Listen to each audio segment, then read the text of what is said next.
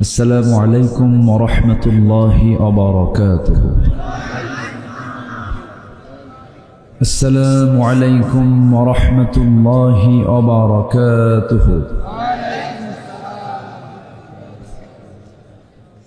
إن الحمد لله الأكرم الذي خلق الإنسان وكرم وعلمه من البيان ما لم يعلم،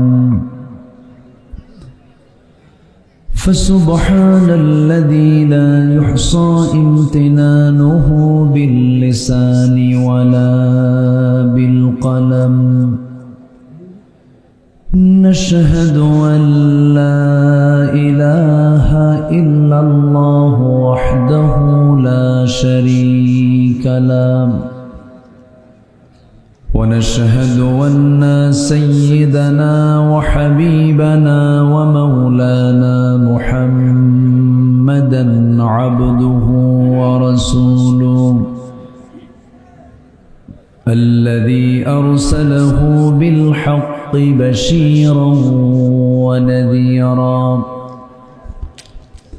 وداعيا إلى الله بإذنه وسراجا وقمرا منيرا.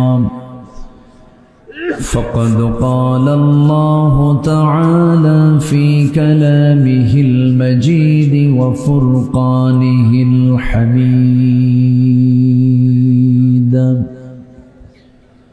أعوذ بالله من الشيطان الرجيم. بسم الله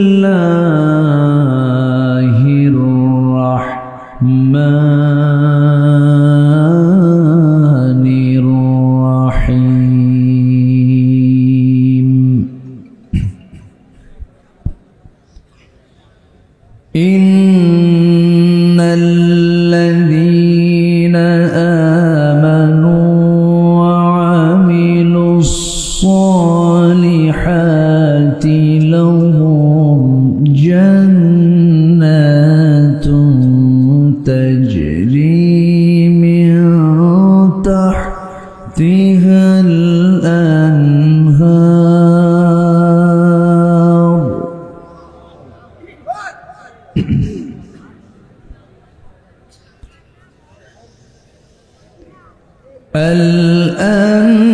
الأنهار ذلك الفوز الكبير.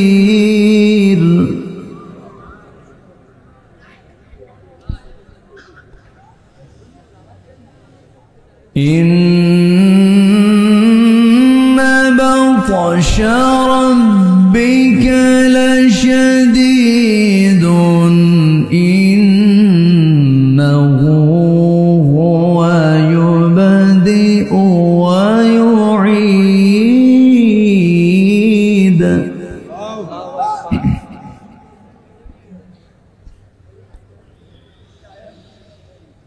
وهو الغفور الودود ذو العرش المجيد فعال لما يريد.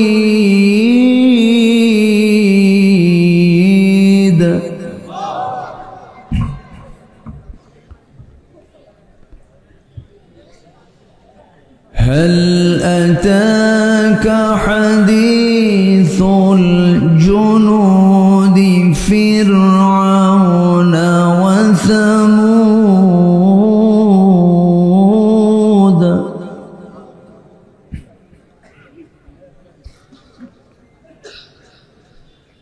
بل الذين كفروا في تكذيب والله من ورائهم محيط.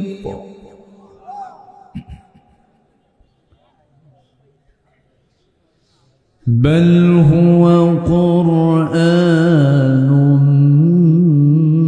مجيد في لوح محفوظ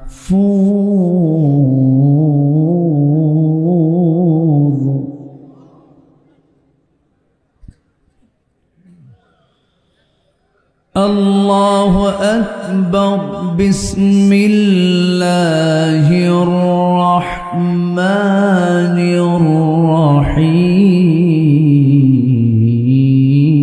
الرحيم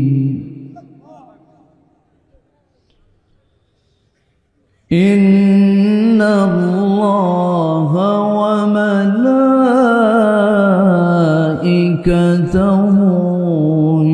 يصلون على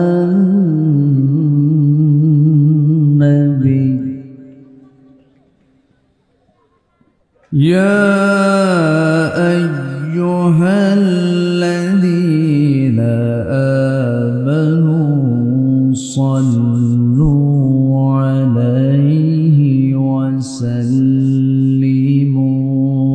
تسليما اللهم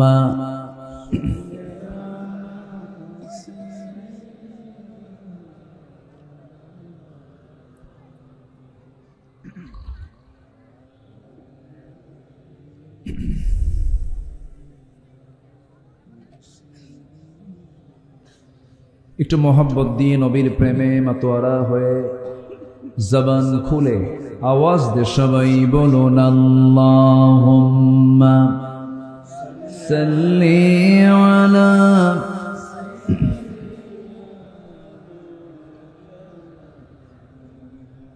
ওয়া আলা আলি সাইয়্যিদিনা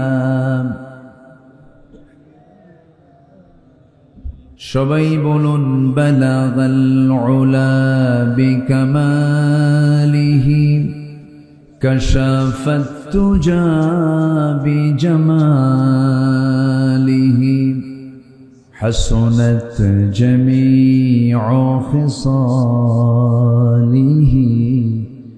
সাল্লু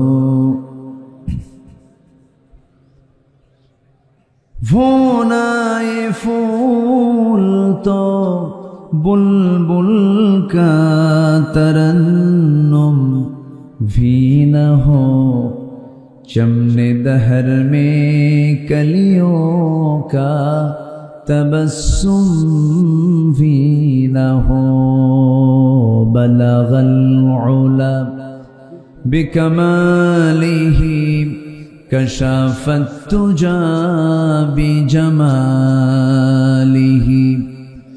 हसनत जमीउ खिसालिही सल्लो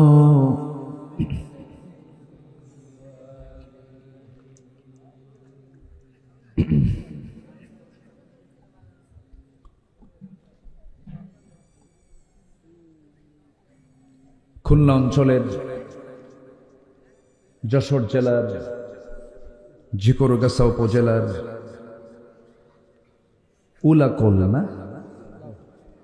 উলাকল ইমদাদি হাফিজে মাদ্রাসা মাহফিল ইন্তেজামে কমিটি কর্তৃক আয়োজিত ৪৫তম আজিমুশান ওয়াজ মাহফিল ২০২৫ মহৎ আয়োজনের সম্মানিত সুযোগ্য সভাপতি জনাব আলহাজ নিসার উদ্দিন, আজকের মাহফিলের বরেণ্য অতিথি জনাব হাফেজ মুফতি আতাউর রহমান, আজকের মাহফিলের বরেণ্য মেহমান আমার অত্যন্ত কাছের বিশিষ্ট ইসলামী চিন্তাবিদ, আমার অনুজ স্নেহধন্য মাওলানা রবিউল ইসলাম খুলনা। আজকের মাহফিলের প্রধান আকর্ষণ, যাদেরকে নিয়ে আজকের এই সাজানো গোছানো বর্ণাঢ্য আয়োজন, তৌহিদের পতাকাবাহী, কালেমার ঝান্ডাবাহী, দ্বীন ইসলামের নর শারদুল বীর মুজাহিদ, প্রাণ প্রিয় সম্মানিত দ্বীনি ভাইরা, আড়ালে বসে আছেন শ্রদ্ধেয়া সম্মানিতা মা বোনেরা। আলোচনার সূচনায় আনুষ্ঠানিকতার মধ্য দিয়ে আমার পক্ষ থেকে আবারও দিল খোলা সালাম, আসসালামু আলাইকুম ওয়া রাহমাতুল্লাহি ওয়া বারাকাতুহু। সবাই কেমন আছেন? আমাকে প্রশ্ন করলেন। আল্লাহ তাআলা তো আমাকে আপনার সাথেই বসে রেখেছেন, বলছি আলহামদুলিল্লাহ। মহান রব্বে কারীমের অশেষ শুকরিয়া, যে মহান আল্লাহ সুবহানাহু ওয়া তাআলা আমাকে আপনাকে অসংখ্য লোকের মাঝ থেকে বাছাই করে কোরআনের এই ফুল বাগানে শামিল হয়ে এই অশেষ কল্যাণের ভাগী হওয়ার তৌফিক যে মহান প্রভু করে দিলেন, সেই জাল্লা শানুহুর দরবারে আমরা সবাই লাখ কোটি শুকরিয়া আদায় করছি। মুহাব্বাতান জোড়ালো কণ্ঠে বলে উঠছি আলহামদুলিল্লাহ। আবারও বলছি আলহামদুলিল্লাহ। চিৎকার মেরে বলছি আল্লাহুম্মা ইন্নী আসআলুকা আল হুদা ওয়াত তুকা ওয়াল আফাফা ওয়াল গিনা। সবাই বলি আল্লাহুম্মা আইন্নি আলা যিকরিকা ওয়া শুকরিকা ওয়া হুসনি ইবাদাতিকা। আমরা আল্লাহ তাআলার শুকর আদায় করে নিলাম। আমার আগে যিনি কথা বলেছেন খুব সুন্দর করে হৃদয়ের সকল দিক উজাড় করে অত্যন্ত প্রণবাঞ্জল ভাষায়, প্রাঞ্জল ভাষায়, মাঝে মাঝে সঙ্গীতের কিছু ফ্লেভার দিয়ে সুন্দর সুন্দর কথা তিনি বলেছেন। আমি শেষ ক্লাসে ভাঙ্গাচূড়া কিছু কথা বলতে চাচ্ছি, আমাকে সময় দেওয়া যাবে তো? কারো কোনো আপত্তি নেই? জোরে বলি ইনশাআল্লাহ। আমি কিন্তু মাহফিল আলোচনায় উঠতে একটু দেরি করে ফেলেছি। যদি একটু শেষ করতে দেরি হয় কষ্ট হবে না তো? আমি প্ল্যান করেছিলাম বড় জোর 10:15 সাড়ে 10টার মধ্যে উঠব, কিন্তু কিছু আনুষ্ঠানিকতা ছিল। হাফেজদের দাস্তারবন্দি হলো, তাদের তেলাওয়াত হলো, গজল হলো, সবকিছুই তো প্রয়োজন আছে। এই 9 জন না 10 জন? 9 জন, জি বেজোর, আলহামদুলিল্লাহ। এদের মাথায় যখন আমি পাগড়ি পড়াচ্ছিলাম তখন মনে হচ্ছিল যে এই সন্তানগুলোর বাপ মা যে কত বড় ভাগ্যবান। আলহামদুলিল্লাহ বলবেন না?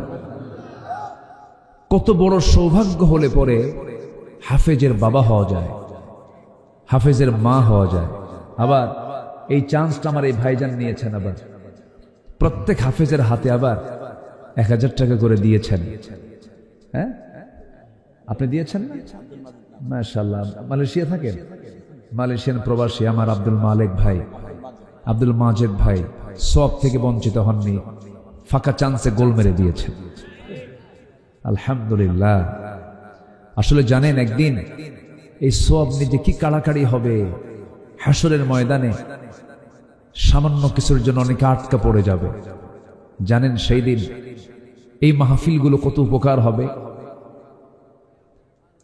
এই মাহফিলগুলো আমাদেরকে করতে দেয়নি।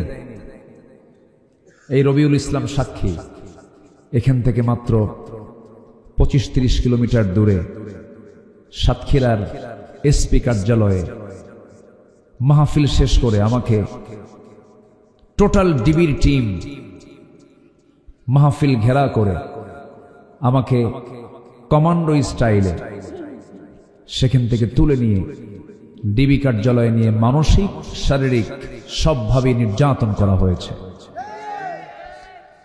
কেন, কি অপরাধ ছিল? আমরা কোরআন থেকে কিছু হক কথা বলেছি। হক কথা একদিনের জন্য বাদ দিইনি, কিন্তু আমার আজকে বারবার এই কথাটা মনে হচ্ছে যে এসপি আমাকে গ্রেফতার করে আমার সামনে বসে আমার সাথে অশালীন কথা, অশালীন যে আচরণটা করেছে। সম্মানিত ভাইয়েরা, আমি নাম বলবো না, তবে বিসিএস ক্যাডার, একজন বিসিএস ক্যাডারের মুখের ভাষা এত নোংরা হয় যা বেশ্যাখানায়ও চলে না। কাদেরকে তারা এই বিসিএস এ তাদেরকে ভাই ভাই তাদেরকে অনুমোদন দিয়েছে আমার বুঝে আসে না। সম্মানিত ভাইয়েরা, তবে পরিবেশ যেহেতু এসেছে, কোন জালিম পার পেতে দেব না আমরা, ঠিক কিনা বলুন? পার পেতে দেব না। আমাদের ছাড়ে নাই তো, কম অত্যাচার করেনি আমাদের উপরে। মাহফিলে বসে আলোচনা করতে দেয়নি। মাহফিলে বসেছি, দুই পাশে কিরামুন কাতিবিন, কথা বলতে দেয়নি। ওরা যে কই এখন খুঁজেও পাওয়া যাচ্ছে না, সব ফেরেশতা হয়ে গেছে। সব ফেরেশতা হয়ে গেছে। ওরা যে চরিত্র দেখাইছে, আমরা যদি ওইরকম একটু দেখাতাম, একটার পিঠের চামড়া থাকতো না, থাকতো। কিন্তু আমরা ওদের মতো না, যে আমরা যে ওদের মতো না।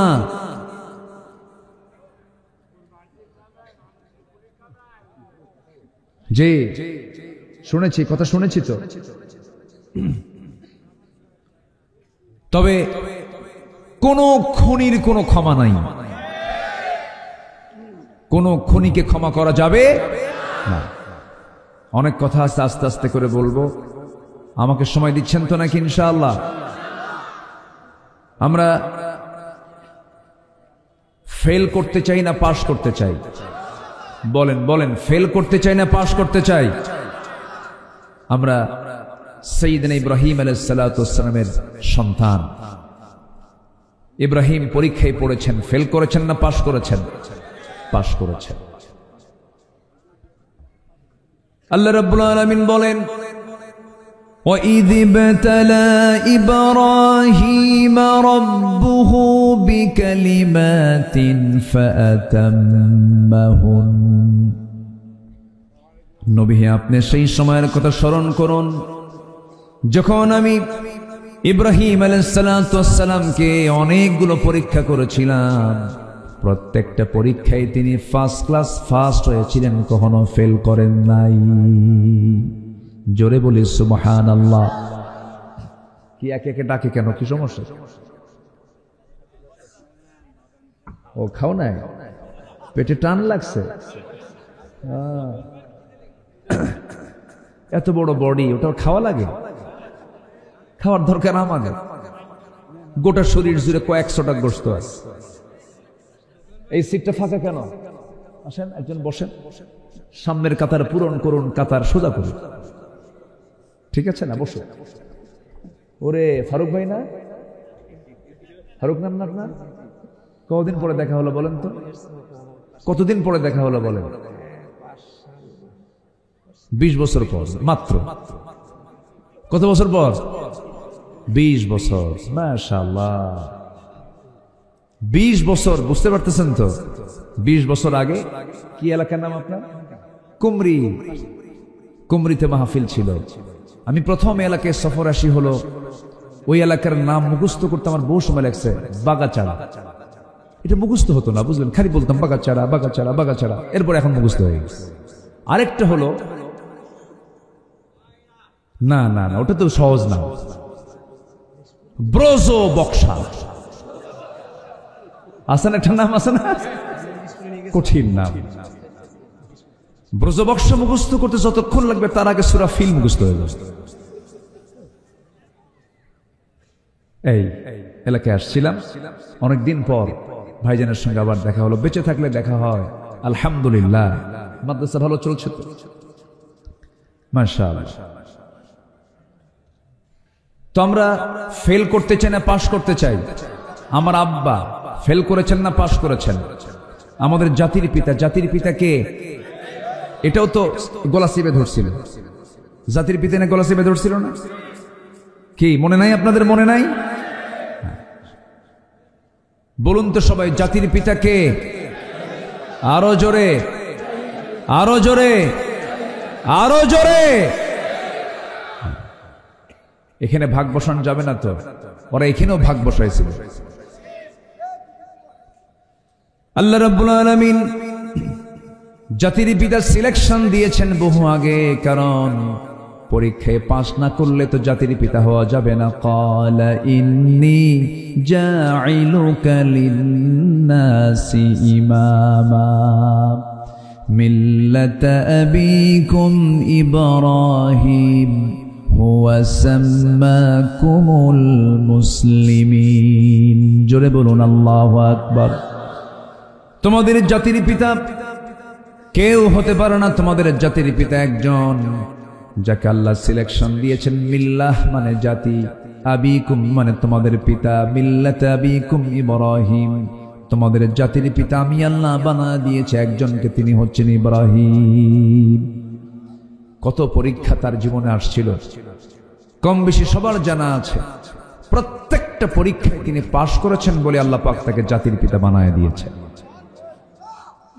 আমরা যে খাতনা করি, এটা কোন নবীর সুন্নত বলেন? বলেন, আমার নবীর খাতনাই হয় নাই। আল্লাহ পাক তাকে জন্ম থেকে খাতনা করে তুমি দুনিয়াতে পাঠায় দিয়েছে। জোরে বলে সুবহানাল্লাহ। আর তাহলে মূল খাতনা করেছেন কোন নবী? তাহলে এটা কোন নবীর সুন্নাহ বলেন? হ্যাঁ, জাতির পিতা হওয়ার তো কিছু তো হিস্টোরি থাকতে হবে তো। ওনার বয়স যখন 80 বছর, কত বছর? 80 বছর। আল্লাহ বললেন, ইব্রাহিম তোমার একটা কাজ বাদ আছে, কি? খাতনা করা। কি করা? কত বছর বয়সে বলেন তো? এই 80 বছর বয়সে খাতনা করা কি সহজ কাম? এটাও তো ছোটখাটো একটা পরীক্ষা। ছোটবেলায় যখন আমাদের 8-9 বছর বয়স হয়েছে, তখন আমাদের গার্জিয়ানরা, আব্বা আম্মারা ধরে নিয়ে অপারেশন করে দিয়েছেন, খাতনা করে দিয়েছেন। এটা মনে না থাকতেই হয়ে গেছে, ছোটবেলায় হয়ে গেছে। কিন্তু 80 বছর হয়ে গেছে বয়স। এই 80 বছরের বয়সে এসে বলা হলো, তোমার একটা কাজ বাদ পড়েছে, কারণ তুমি জাতির পিতা, এই কাজটা তোমাকে করতে হবে, খাতনা করতে হবে। এখন বলেন, এই বুড়ে বয়সে তার লুঙ্গি কি অন্য কেউ খুলে দেবে? আস্তে আস্তে অন্য কেউ খুলে দেবে? সতর্ক অন্য কেউ দেখতে পারবে না। তিনি বলছেন, আল্লাহ এই বুড়ে বয়সে আমি কি করব? আল্লাহ বললেন, তোমার খাতনা তুমি নিজেই করো। এখন বলেন, এই কাজটি কি সহজ কাজ? বিশাল কাজ। কিন্তু সহি বর্ণনা, এটা সহি, একদম সহি রাওয়ায়াত।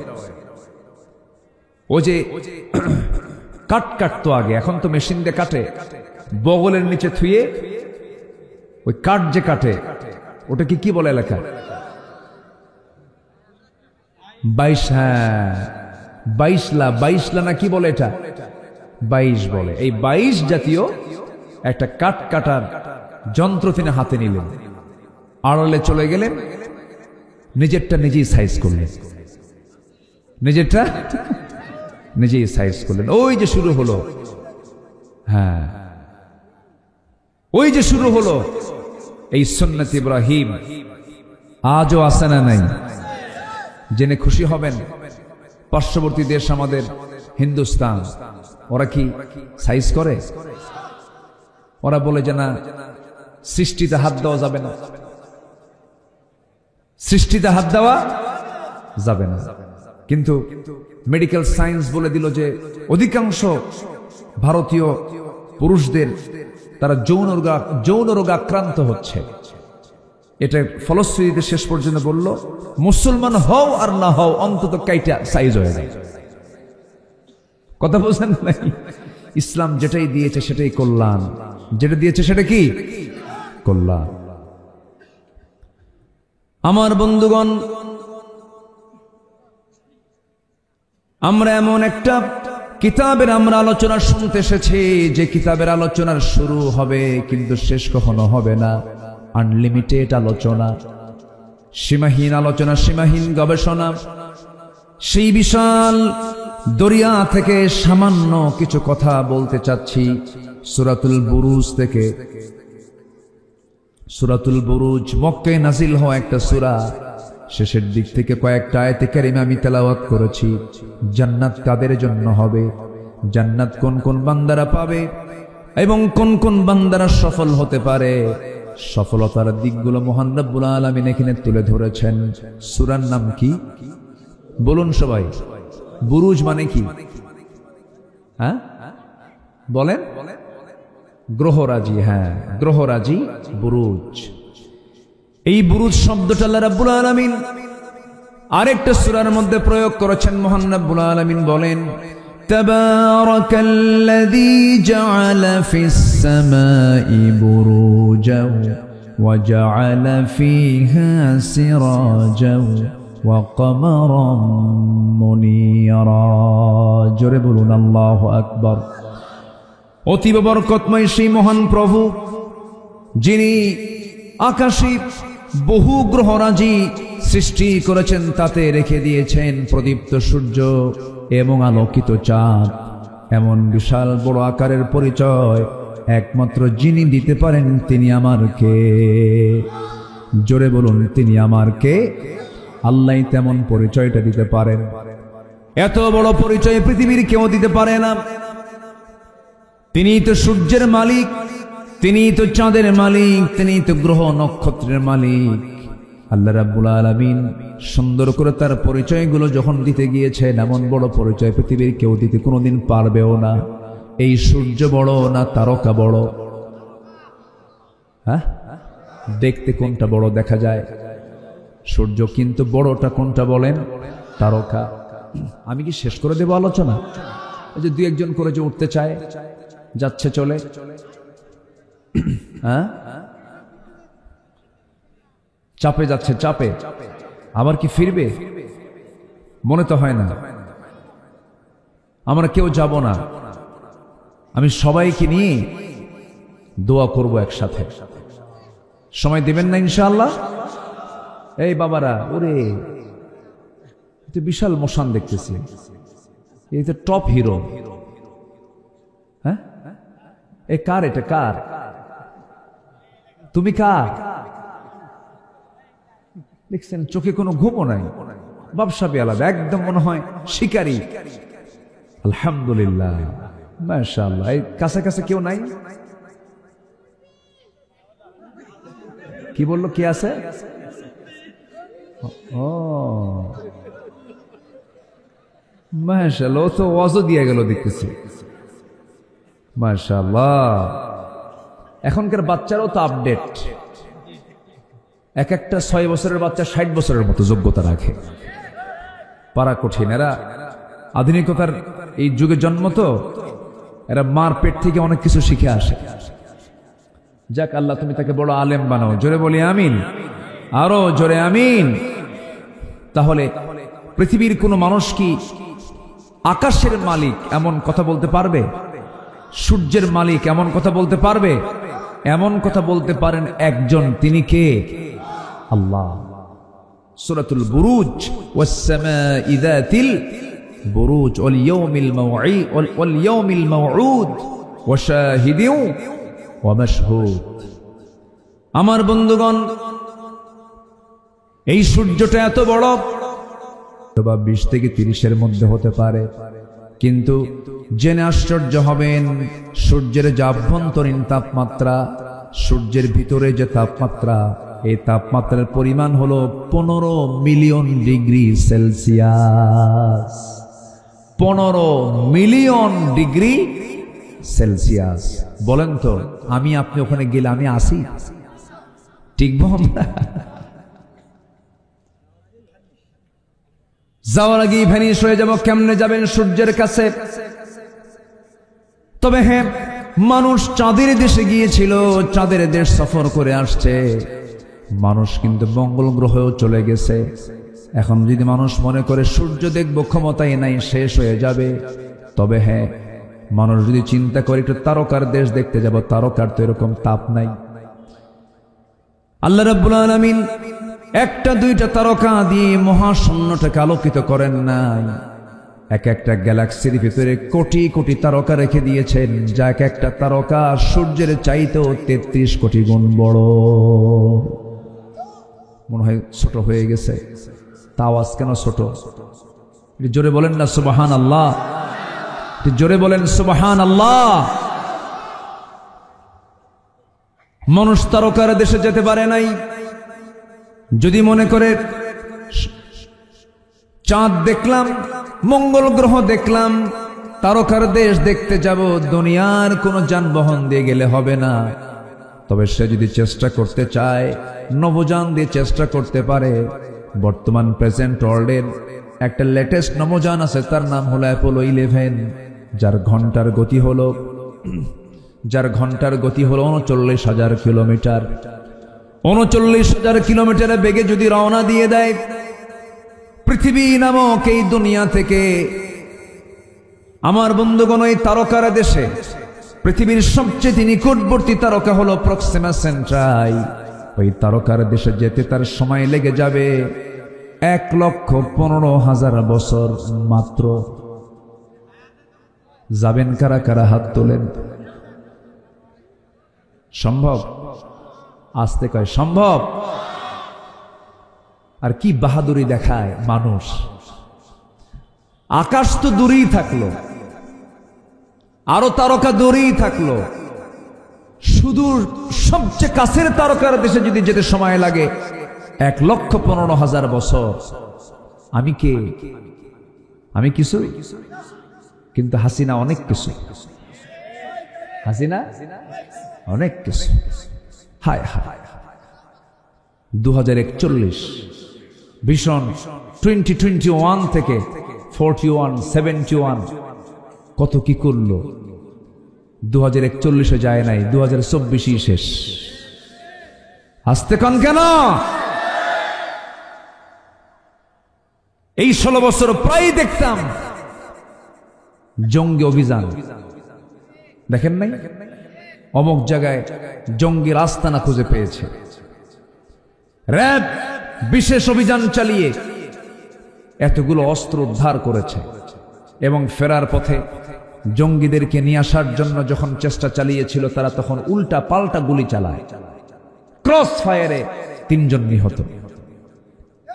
এই নাটক আমরা দেখেছি 16 বছর, কিন্তু 6 মাস যাবত অস্থায়ী সরকার যখন ক্ষমতায় আসছে, সেই সময় থেকে নিয়ে আজ পর্যন্ত এই নাটক কিন্তু আমরা দেখতেছি না। দেখতেছি কি? শুনতেছি এরকম কিছু নাই কেন? এখন জঙ্গি নাই কেন? এই নাটকটা যে চলেছে, যে চালিয়েছেন, ওই জঙ্গি নাটকের নাট্যকার, প্রডিউসার এখন দিল্লি গিয়ে বসে আছে। ঠিক কিনা? অনেক কিছু করেছে। সম্মানিত ভাইয়েরা, এদেশের আলেমদের উপরে যে অমানবিক নির্যাতনগুলো করা হয়েছে, আমরা সুস্পষ্ট ভাষায় জানান দিতে চাই, আল্লামা সাঈদী সহ যত আলেমদেরকে এই দুনিয়া থেকে যাদেরকে বিদায় করা হয়েছে, বিশেষ করে আল্লামা সাঈদীকে চিকিৎসার নাম করে জেলখানা থেকে হসপিটালে নিয়ে পয়জনিং করে ইনজেকশন পুশের মধ্য দিয়ে তাকে পরিকল্পিত নাটক তৈরি করে হত্যা করা হয়েছে। তাফসীর মাহফিলের এই প্ল্যাটফর্ম থেকে সুস্পষ্ট ভাষায় জানান দিতে চাই, অবিলম্বে ওই কুলাঙ্গারদের, খুনিদের ধরে চূড়ান্ত শাস্তি নিশ্চিত করা হোক। এ মতের পক্ষে রাজি আছেন কারা কারা? হাত উঁচু করে দেখান মুসলমান।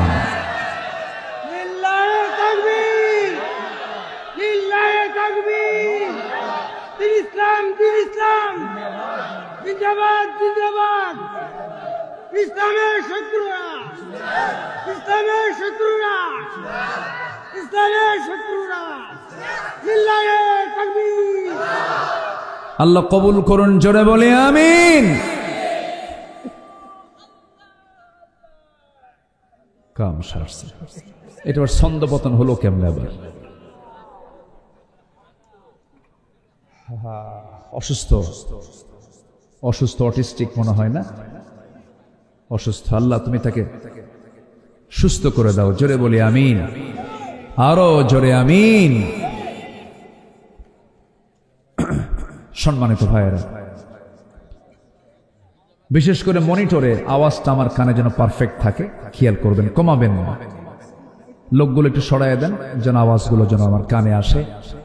লোকগুলো এত ভালো, আমি খুবই আনন্দ পাচ্ছি। আমাকে কি সুন্দর করে সহযোগিতা করছেন।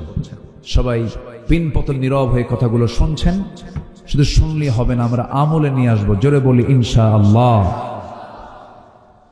সিচুয়েশন ভালো না। আমি মঞ্চে আসার আগ দিয়ে যুব সমাজ আমাকে নিয়ে বসেছিল, বসে বলে, হুজুর অবস্থা খুব খারাপ। কেন? যুবকরা মাদক খায়, নেশায় চলে গেছে। এগুলো সব আগের সরকারের ফলাফল। 70 লক্ষ মাদক সেবী এখন বাংলাদেশে। যেই মাদকাসক্ত সেই বাবার মানিব্যাগ চুরি করে, যে মাদকাসক্ত সে তার প্রতিবেশীর বাড়ির কাপড় চুরি করে। আমি কি ভুল বলছি? কত বড় যে একটা মহামারী আকার ধারণ করবে সামনের দিকে আল্লাহই জানে। এরপরে স্বাধীন হয়েছে দেশ 71-এ, আজকে 2025 সাল। 53 বছরে 20 কোটি মুসলমানের বাংলাদেশে নামাজের সংখ্যা মাত্র 100-তে 5 জন, অর্থাৎ শতকরা 5% মুসলমান নামাজ পড়ে। তাহলে কত সরকার আসলো গেল। এডুকেশন মিনিস্ট্রি ছিল, রিলিজিয়ান মিনিস্ট্রি ছিল, ধর্ম মন্ত্রণালয় ছিল, শিক্ষা মন্ত্রণালয় ছিল, যুব মন্ত্রণালয় ছিল। এতগুলো ডিপার্টমেন্ট এতদিন ধরে যারা চালালেন তারা কি করলেন? মাত্র নামাজি হলো 5%। এটা কেন? এটার সবচাইতে বড় কারণ হলো যারাই সরকার গঠন করেছিল কেউ নামাজের সরকার ছিল না। ঠিক কিনা বলেন? যারা এই সরকারে ছিল তারা কেউ মাদকের বিরুদ্ধে অবস্থান নিয়ে তারা কথা বলেনি, বরঞ্চ মদের আইন সংসদে তারা পাশ করেছে। বেশ্যাবৃত্তির লাইসেন্স তারা দিয়েছে। সম্মানিত বন্ধুগণ, সব দেখে শেষ করেছি আমরা। এই 53 বছরে কেউ 25, কেউ 16 বছর, কেউ 9 বছর, কেয়ারটেকার গভর্নমেন্টরা কয়েক বছর। যা দেখেছি আমরা সব দেখা শেষ। আগামীর দেশ আমরা দেখতে চাই কোরআনের দেশ। আসতে বলবেন না, জোরে বলুন ঠিক কিনা? আগামীর সরকার আমরা দেখতে চাই নামাজের সরকার। রাজি আছেন কারা কারা? হাত উঁচু করে দেখান।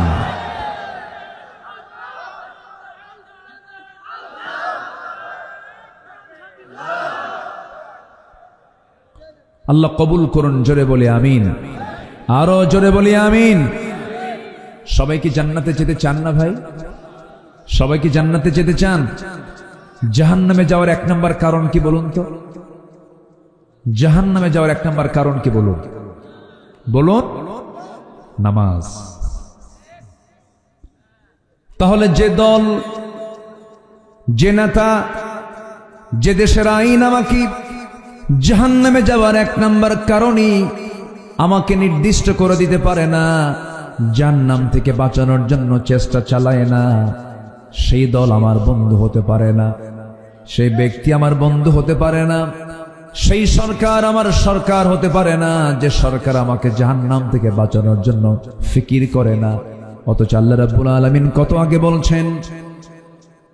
আল্লাহ রাব্বুল আলামিন বলেন, আল্লাযীনা ইম্মাক্কান্নাহুম ফিল আরদি আকামুস সালাহ وآتوا الزكاة وأمروا بالمعروف ونهوا عن المنكر ولله عاقبة الأمور جربون الله أكبر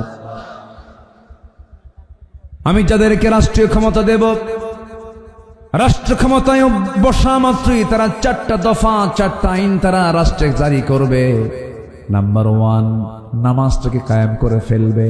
আজকে যদি নামাজ কায়েম হয়ে যেত, নামাজের সংখ্যা হতো 95%, বেনামাজি হতো মাত্র 5%। শুধু উল্টে যেত, শুধু বিধানটা কার্যকর নাই বলে আজকে সিচুয়েশন তৈরি হয়ে আছে। আমার বন্ধুগণ, সফল তো সেই যে বান্দা জান্নাতটা লাভ করতে পেরেছে। আমরা সফল হতে চাই না বিফল হতে চাই? সফল হতে চাই।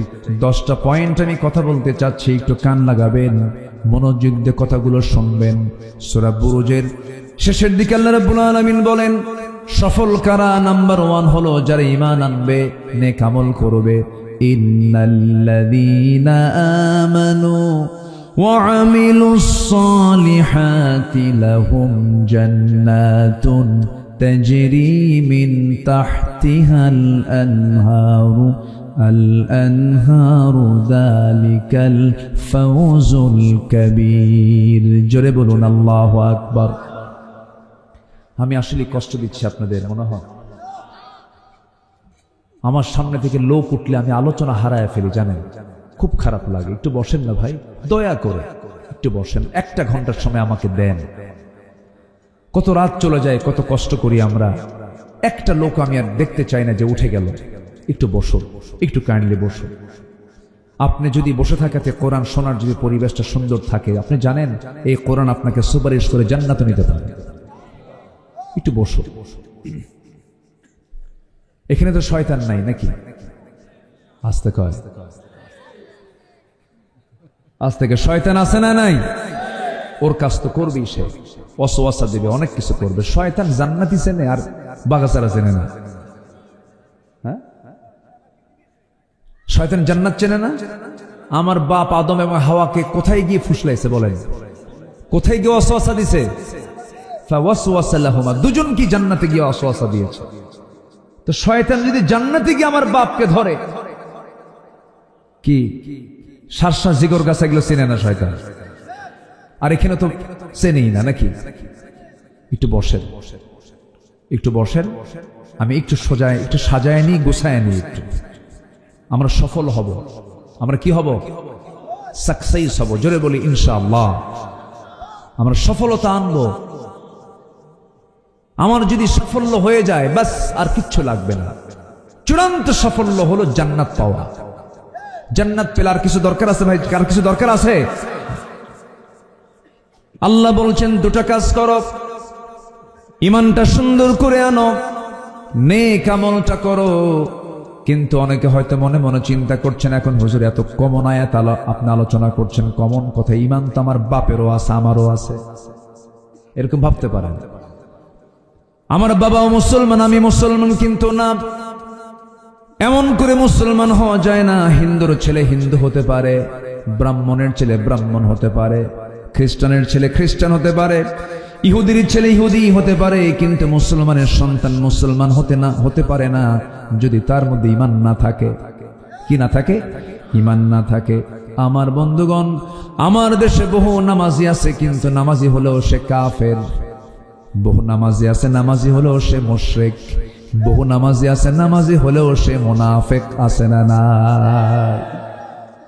নামাজ পড়ে কিন্তু ঈমান নাই। আছে কি না? আছে কি না বলেন? হয়তো বলবেন হুজুর আপনি কেমন করে কথা বললেন? লোকটা নামাজ পড়ে আবার কাফের কেমনে হলো? ফতুয়া আব্দুল্লাহ আল আমিনের নয়, ফতুয়া হচ্ছে আল্লাহ পাকের। ফতুয়া মূলত কে দেন বলেন? আল্লাহ দেন। কোরআনে কারীমের মধ্যে আল্লাহ রাব্বুল আলামিন বলছেন, দেখো কাফের কারা। وَمَنْ لَمْ يَحْكُمْ بِمَا أَنزَلَ اللَّهُ فَأُولَئِكَ هُمُ الْكَافِرُونَ। আমার দেওয়া বিধান অনুযায়ী যারা বিচার কার্য ফয়সালা করে না, যারা আমার বিচারকে যারা মানে না, যারা আমার আইনকে যারা মানে না, তারা হলো কাফের। আমার দেশে বহু মুসলমান আছে, নামাজ পড়বে, রোজা রাখবে, হজ করবে, সব করবে, কিন্তু আমার আল্লাহর চুরির বিধান, জেনার বিধান, খুনের বিধান মানতে চায় না, অস্বীকার করে। আছে না নাই? তার ফলাফল হলো কেমন করে বলে দেখেন।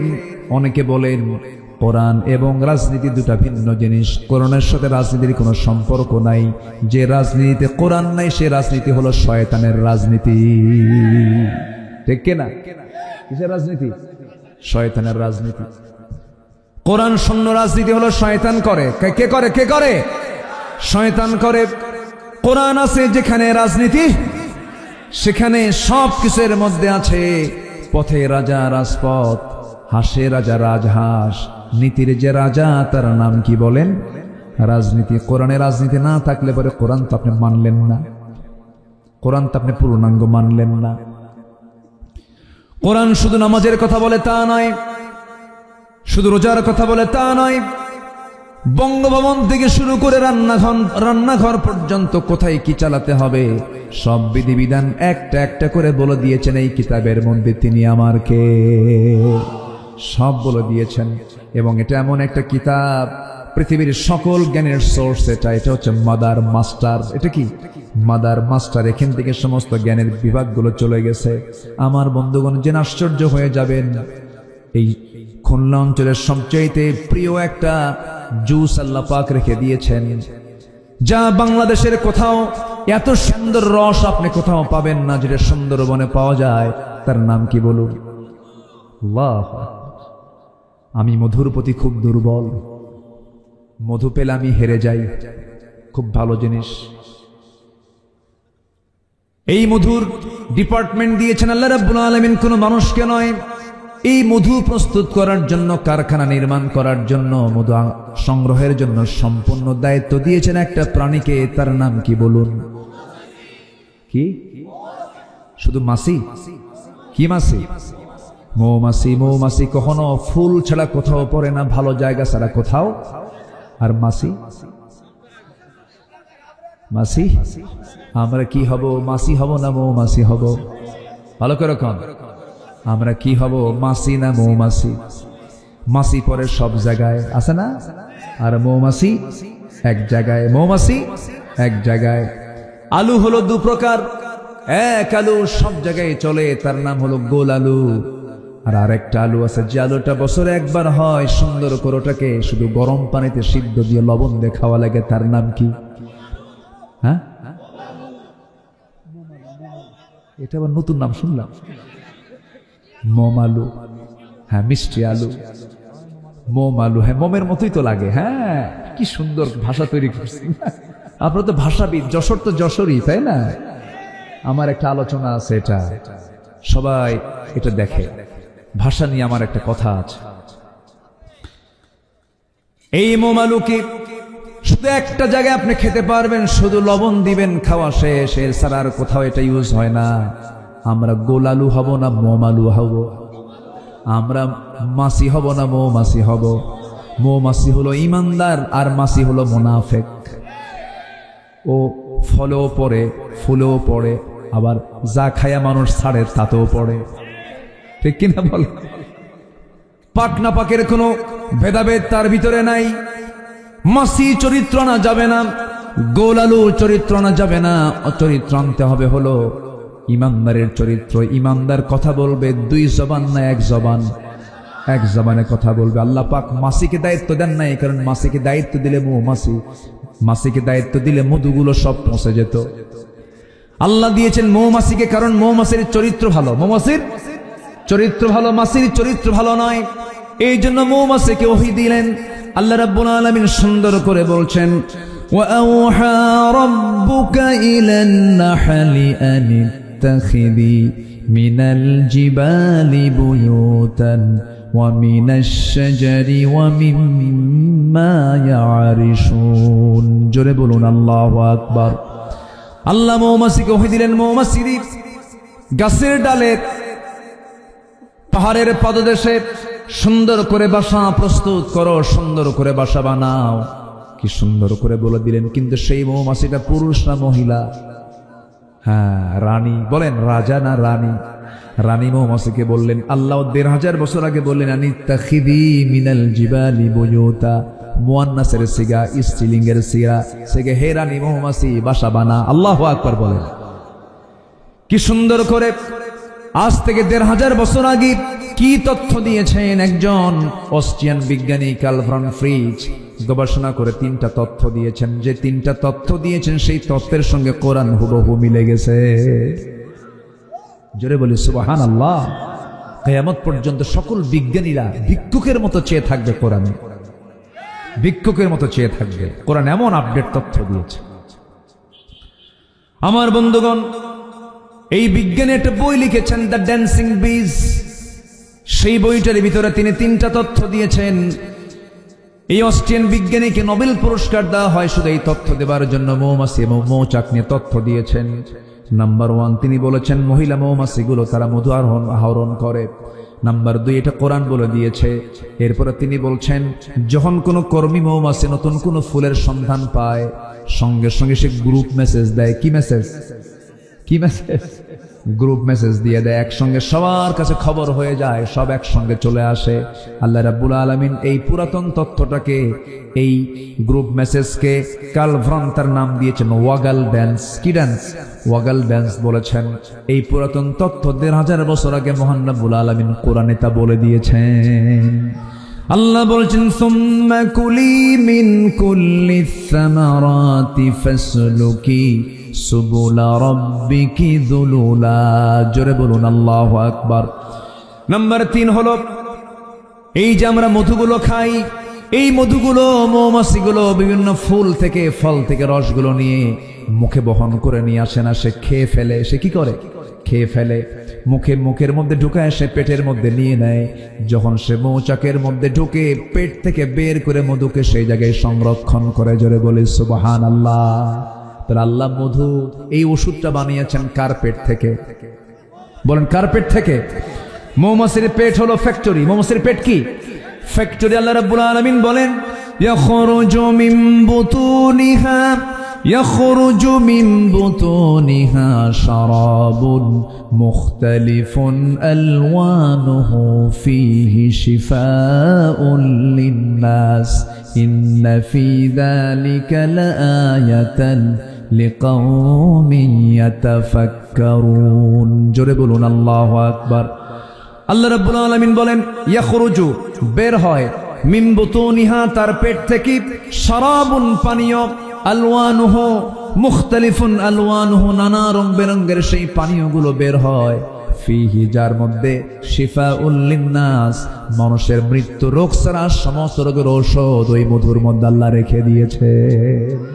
জোরে বলি সুবহানাল্লাহ। আমার বন্ধু এলাকায় মধুর দাম কেমন জানি না। জেকর গাছের মধুর কেজি কত করে? এই ফারুক ভাই কোন? 1000, 1200, আরো কম। দেখো আর নিচে না, 250 টাকার মধু নাকি আছে। সেই জায়গার মধ্যে মনে হয় সাদিক আলীর রসও আছে। ভাবতেছেন যে চিনি না, সব চিনি। 250 টাকার মধুর ভিতরে শুধু মধু নাই, মধুর সাথে আরো কিছু বান্দা যোগ দিয়েছে। বান্দা কি করেছে? যোগ দিয়েছে। এখন শুনুন, আশ্চর্য হয়ে যাবেন। 1 পাউন্ড মধু বানাতে 1 পাউন্ড, একটু কান লাগাবেন, খরগোশের মতো কান করবেন। 1 পাউন্ড মধু বানাতে 550 মৌমাছিকে 20 লক্ষ ফুলে ভ্রমণ করতে হয়। 550 মৌমাছিকে 20 লক্ষ ফুলে ভ্রমণ করলে হয় 1 পাউন্ড মধু। একটা মৌমাছিকে 80,000 কিলোমিটার পথ অতিক্রম করতে হয়।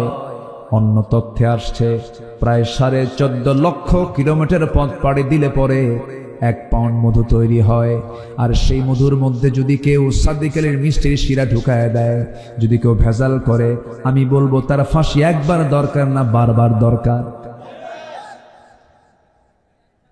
কত বড় অপরাধ এটা, কত বড় দোষ এটা যে আল্লাহ বলছেন মধুটা পান করো। এই মধু সুন্দরবনের মধু নয়, এটা জান্নাত থেকে এসেছে। বলেন সুবহানাল্লাহ। আল্লাহ রাব্বুল আলামিন মধুটা খাওয়াবেন শুধু দুনিয়াতে নয়, জান্নাতেও মধু আছে না নাই? জান্নাতে নহর থাকবে, 4টা নদী থাকবে। কয়টা? 4টা। একটা হচ্ছে পানির নদী। কিসের নদী? পানির নহর থাকবে। আর একটা হচ্ছে দুধের নহর থাকবে। পানির নহর, দুধের নহর, মধুর নহর থাকবে। আর নাম্বার 4 হলো শরাবের নহর। যে শরাবটা দুনিয়ার পচা মদ না, পচা মদ খেয়ে মানুষ তো মাতাল হয়ে যায়, লিভার পচে গলে নষ্ট হয়ে যায়। কিন্তু জান্নাতের যে শরাবটা আল্লাহ রাব্বুল আলামিন দিবেন, যে জুসটা দিবেন, যেই শরাবটা পান করলে পরে বান্দার যৌবনের শক্তি ডাবল থেকে ডাবল হয়ে যাবে, কোনোদিন বুড়া হবে না। এই মধু, এই শরাব, এই পানি, এই দুধ সবাইকে পান করতে রাজি আছেন? সবাইকে খেতে রাজি আছেন? মধুর মধ্যে কোনো ভেজাল দেওয়া যাবে? খাদ্যের মধ্যে কোনো ভেজাল দেওয়া যাবে? বনের সম্পত্তি মেরে খাওয়া যাবে? হিংসা করা যাবে? অন্যের সম্পদ হয় আরেকজনের ঘুম হয় না, এরকম আছে না নাই? গ্রামের ভিতরে একজন জমি কিনছে 3 বিঘা জমি কেনার সংবাদ শোনা মাত্রই আরেকজনের ঘুম হয় না। হাইরে কি করছে রে, কি আছে না বলেন তো? ওর ঘুম হয় না। যখন আপনার বিরুদ্ধে যদি এরকম কিছু কাজ করে তখন ভাবতে হবে আপনার ইমানের মধ্যে ক্যান্সার হয়ে গেছে। কি হয়ে গেছে বলেন? ক্যান্সার হয়ে গেছে, ইমানটা ক্যান্সার আক্রান্ত হয়ে গেছে। হিংসুক একজন ইমানদার হতে পারে না। ইমানদার হবে উদার না হিংসুক? বলেন কি হবে? আকাশের মতো উদার হবে। আল্লাহ তুমি তাকেও দিয়েছ, আল্লাহ তুমি আমাকেও দিয়ে দাও। হ্যাঁ, ঈর্ষা করা যাবে। হ্যাঁ, কোন ঈর্ষা? আল্লাহ তুমি তাকে দিয়েছ, আমাকেও দাও। কি? আমাকেও দাও। আল্লাহ তুমি তাকে দিয়েছ, আমাকেও দাও। এতরকম করা যাবে, কিন্তু হিংসা করা যাবে না। আগের যুগের মানুষ বিয়ে করতো ঘোড়া নিয়ে। কি নিয়ে? ঘোড়া নিয়ে। বহু আগে এক ওয়াজে শুনছিলাম, কার যে ওয়াজ শুনছে মনে নাই, ছোটবেলা। তো এক বেচারি বিয়ে করবে, ঘোড়া নেবে, ঘোড়া নাই। তো যে গ্রামে বাড়ি ওই গ্রামে এক মুরব্বীর ঘোড়া আছে। যার ঘোড়া আছে তার কাছে গিয়ে বলছে, চাচা আমার অমুক দিন বিয়া, তো ঘোড়াটা দেওয়া যাবে কি? তো মুরব্বীর খুব রাগ ছিল ওই যুবকের উপর। এবার চান্স পাইছে, রাখছে মানে ঝাড়ছে হলো রাগ। তোকে জীবনেও ঘোড়া দেব না, যা। ধমকা বের করে দিস। ও মন টন খারাপ করে চলে আসছে। সবে বরাতের রাত। কালকে কিসের রাত? কর দেখছেন ওয়াজ কি মিলে গেছে, তাই না? বরাত নিয়ে কিছু কথা বলবো তো। এই এই ওঠে গেল, এই যে বসে। আসলে বেশি রাত তো, আমি ভুল করেছি, একটু আগে ভাগে উঠলে ভালো হতো। কি অসুবিধা নাই তো? বলি ইনশাআল্লাহ। জি, আমার দিকে তাকায়। এরকম ধমক দিয়ে কথা বলাও ঠিক না, কারণ এটা তো জোরাজোরির বিষয় না। একটু বসে, একটু বসে। তো রাগ করে যখন ধমক দিছে তখন সে বের হয়ে চলে আসছে। পরের দিন সবে বরাত, গেছে নামাজ পড়তে। শেষ দোয়া, সে দোয়ায় বলতেছে, আল্লাহ আজকে আমার জন্য কিচ্ছু চাবো না তোমার কাছে। আমি আমার জন্য কিচ্ছু চাই না আল্লাহ, আমার কিচ্ছু দরকার নেই তোমার কাছে। আমার একটা শুধু দোয়া, বুড়ার যেন ঘোড়া মরে। বুড়ার যেন কি মরে? ঘোড়া। এই দোয়া শেষ করে বরাতের দোয়া কে মিস হয়? কদরের দোয়া, বরাতের দোয়া তোর মিস হয় না। দোয়া কইরা চলে আসছে বাড়িতে। বাড়িতে এসে দেখে মায়ের চোখে পানি। মা কান দেখে, মা তুমি কান্দো কেন? কি হয়েছে? কে বাবা, তোর গরু মরছে। তোর কি মরছে? গরু মরছে। তাহলে দোয়া কিন্তু কবুল ঠিকই হয়েছে, মালাকুল মউত আসছে, কিন্তু ঘোড়ার কাছে না গরুর কাছে? ঘোড়া বুড়ার আর গরু কার? যে দোয়া করছে তার। তো হিংসা করবেন, হিংসার আগুনে নিজে জ্বলে পড়ে জারকার হবেন। যার জন্য হিংসা করছেন তার কিচ্ছুই হবে না। আমরা হিংসা করব না। জোরে বলি ইনশাআল্লাহ, আর জোরে বলি ইনশাআল্লাহ। তাহলে মধুর মধ্যে কোনো মিক্স কিছু করা যাবে না। তবে আমের মধ্যে করা যাবে, জামের মধ্যে করা যাবে, খাদ্যের মধ্যে করা যাবে। কোনো কিছুতেই কোনো খাদ্যে ভেজাল দেওয়া যাবে না। ইমানদার কি করবে? খারাপ আমল না ভালো আমল? আল্লাহ রাব্বুল আলামিন বলছেন 10টা পয়েন্ট আমি কথা বলবো, এর মধ্যে একটা পয়েন্ট শেষ করেছি। যারা ঈমান আনবে, নেক আমল করবে, তারাই হলো মহা সফল। নেক আমল করব আমরা। বাপ মরে গেছে যেদিন, সেই দিনই বোনদেরকে, তারা তো আসবে জানাজায়, তারা আসবে বাড়িতে। যেদিন বাপ মরে গেছে সেই দিনই আমার ভাই বোন যত আছে সব হাজির করবে, এক জায়গায় হব। এক জায়গায় হয়ে বলবো, বাপ তো কবরে চলে গেছে, আজকে থেকে সম্পত্তির মালিক আমরা ভাই বোন সবাই। ঠিক কিনা? কিন্তু কিছু কিছু ভাই আছে, সম্পদ বাপ থুয়ে গেছে, এক যুগ চলে যায়, বোনকে সম্পত্তি বুঝে দেয় না। আছে কিনা? এটা মনে হয় এই এলাকায় নাই। মনে হয় বোনকে সম্পত্তি বুঝে দেওয়া কি সুন্নত না ফরজ? জোরে কোন? সুন্নত না ফরজ? বোনকে সম্পদ বুঝে দেওয়া ফরজ। বরং আল্লাহ রাব্বুল আলামিন, এখানে ফারুক ভাই আছেন, অনেক আলেম ওলামা আছেন, কোরআনের সূরা নিসার দিকে যান। সূরা নিসার মধ্যে আল্লাহ রাব্বুল আলামিন প্রথমে আগে একজন নারীকে নিজের বোনকে সম্পত্তি আগে বুঝাই দিতে বলেছেন, লিযযাকারি মিসলু হাযযিল উনসাইন। আগে মেয়েকে বুঝায় দাও, বোনকে আগে বুঝায় দাও, নারী জাতিকে আগে বুঝায় দাও। উচিত ছিল যেদিন বাপ মারা গেছে সেই দিন সন্ধ্যাবেলায় সব এক জায়গায় হয়ে বলতে হবে, বাপ তো মরে গেল, সম্পদ রেখে গেছে, আর এক সেকেন্ডও ভাইদের মধ্যে রাখবো না, তোমরা সম্পত্তিগুলো বুঝে নাও। ঠিক আছে, 2 দিন 3 দিন নয় চলেই গেল, কিন্তু যুগের পর যুগ চলে যায়। কিছু কিছু হাজির সাহেব ভাই আছে, বোনদেরকে সম্পত্তি না দিয়া বোনের ধান বেচা হজে যায়, আছে কিনা? হ্যাঁ, এই সালিশ হয়েছে কয়েকদিন, এই সালিশও হয়েছে, এটা দেখেন সালিশ হয়েছে না? উনি সালিশ করেছেন কয়েকদিন আগে, বোনের সম্পত্তির ধান বেচে হজে যাচ্ছে, ওর হজ কবুল হবে? বোনকে বুঝাইয়া দিতে হবে, 16 আনা বুঝাইয়া দিতে হবে। কি যেন একটা কৃপণতা, এই কৃপণতা আপনি কেন দেখাবেন? আপনি যে বাবার সন্তান, সেই বাবার সন্তান তো আপনার সেই বোনটা, বুঝায় দিবেন না কেন? এত কৃপণতা কেন? কোনো কথা চলবে না, কোনো কষ্ট চলবে না যদি আপনি বোনের সম্পত্তি এক চুল পরিমাণ মেরে খান। জাহান্নাম ছাড়া কোনো গতি নাই, জাহান্নাম যেতে হবে। আবার কিছু কিছু ভাই আছে খুব চালাক, মেয়েদের কি একটু পাম দিলি তো গলে যায়। মেয়েরা কি প্রশংসা পেলে খুশি হয় না? খুব মেয়েদেরকে প্রশংসা করলে ওরা খুব খুশি হয়, আর পুরুষকে প্রশংসা করলে তোর মতলব খারাপ। কি তোর মতলব খারাপ? এত প্রশংসা করিস কেন? কি মতলব কি তোর? তুই কি নিবি? হ্যাঁ এই তো, এত প্রশংসা করিস কেন? কিন্তু মেয়েরা তো আল্লাহ পাক সেইভাবে সৃষ্টি করেন নাই। মেয়েদেরকে যত প্রশংসা করবেন তত ফুলতে ফুলতে পটকা মাছ, খালি ফুলতেই থাকে, ফুলতেই থাকে। কিছু কিছু ভাই আছে খুব চালাক, ওই বোনদেরকে মাঝে মাঝে ডাক দেয়, শীতের সময় পিঠা খাওয়ায়, বিভিন্ন সময় পৌষ পার্বণে পিঠা খেতে খাওয়ানোর জন্য বোনদেরকে ডাক দেয়। সুন্দর করে কুমিল্লার রসমালাই, টাঙ্গাইলের চমচম, নাটোরের কাঁচা গোল্লা, বগুড়ার দই, যশোরের খই, সবগুলো এক জায়গায় জমা করে বোনকে খাওয়া দিয়া, পাম্পট্টি দিয়া যাওয়ার আগে কানে কানে বলে, বোন রাগ করিস না, অংশ নিলে কিন্তু ধ্বংস হয়। কত বড় পাক্কা শয়তান, আছে না নাই? এগুলো কি নেক আমল? শোনেন, এগুলো ওয়াজ শুনে যদি কারণ না ভাল লাগে, ওর কপাল খারাপ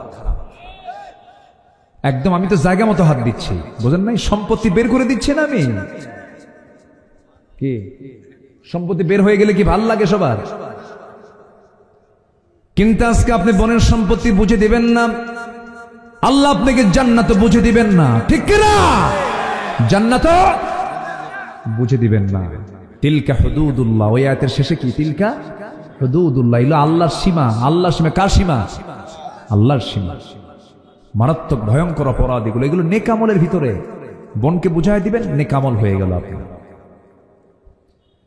সূরাতুল বুরুজের 11 নম্বর আয়াতে আল্লাহ রাব্বুল আলামিন বলছেন, যালিকাল ফাউজুল কাবীর, এটা তোমার জন্য বড় সফলতা। সফল যদি হতে চাও এই আমলগুলো করো। নাম্বার 2 হলো পরিশুদ্ধিতা, তাসকিয়াতুন নাফস, নফসের শুদ্ধতা যার মধ্যে থাকবে সে জান্নাত পাবে। বহু আলেম সেদিন ধরা খেয়ে যাবে, বহু শহীদ সেদিন ধরা খেয়ে যাবে, বহু দানবীর সেদিন ধরা খেয়ে যাবে, বহু কারি, বহু হাফেজ সেদিন ধরা খেয়ে যাবে। হাফেজদেরকে আল্লাহ বলবেন, তুমি কেন আমার সামনে দাঁড়াইছো? আল্লাহ তোমার কালাম মুখস্থ করছিলাম, আমারে জান্নাত দাও। আল্লাহ বলবেন, তুই হেফজ করেছিস, মানুষকে বাহাবা নেবার জন্য মানুষ তোকে হাফেজ বলবে। সুন্দর তেলাওয়াত করতে পারিস, মানুষ তোকে সুন্দর বলে প্রশংসা করবে।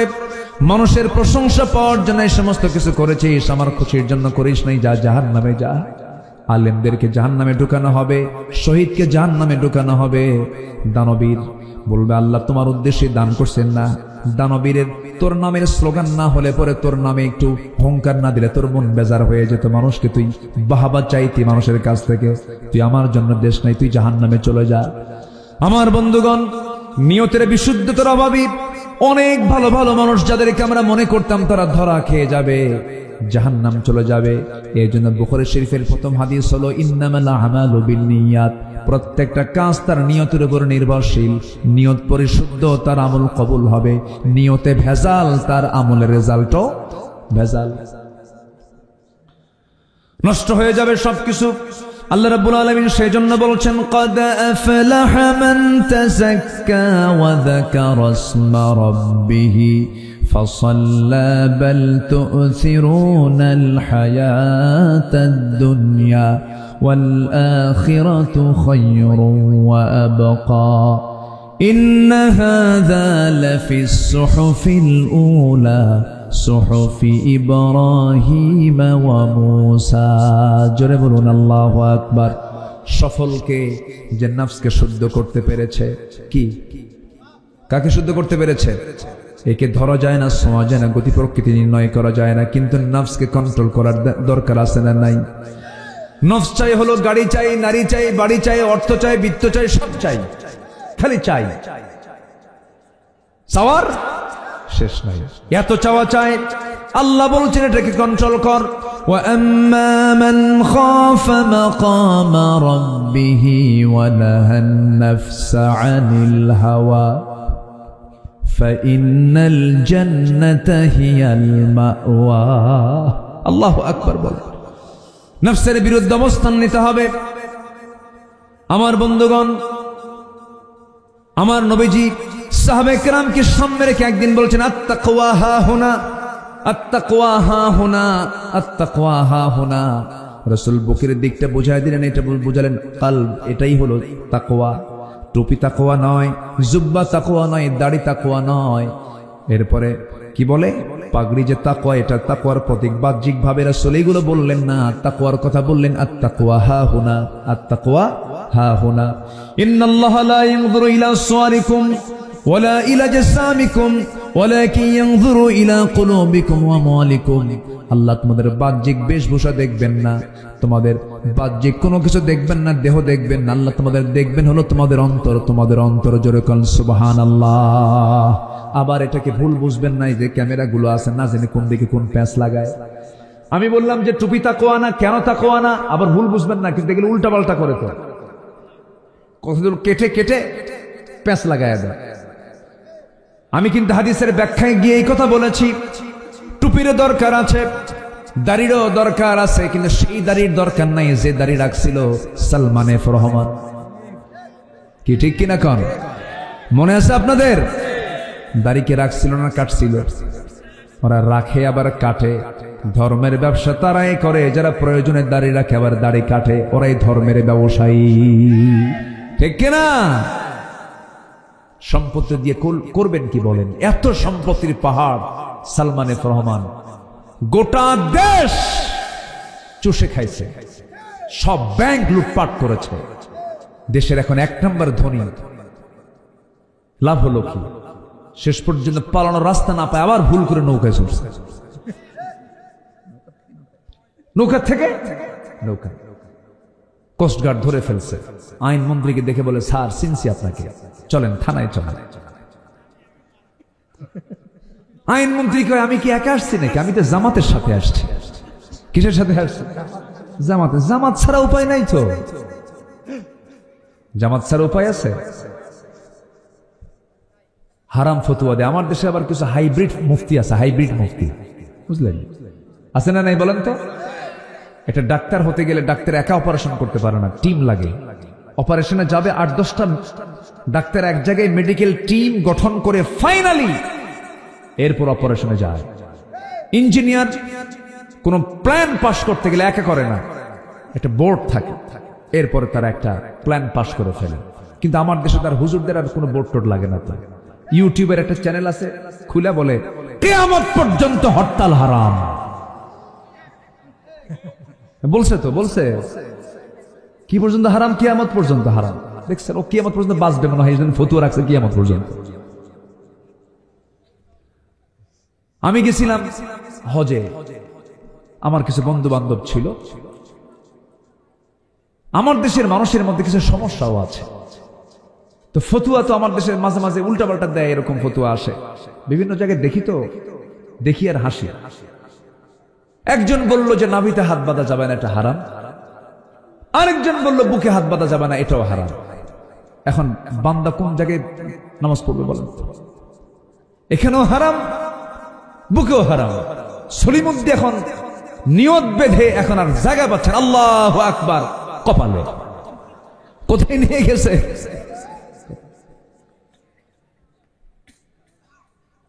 আমি কাবা শরীফের সামনে বন্ধু বান্ধব নিয়ে নামাজ পড়তেছি। এর মধ্যে আবার আমাদের পাশে এক নাইজেরিয়ান, এক কৃষ্ণ, একদম কৃষ্ণাঙ্গ, কালো, কুচকুচে একদম।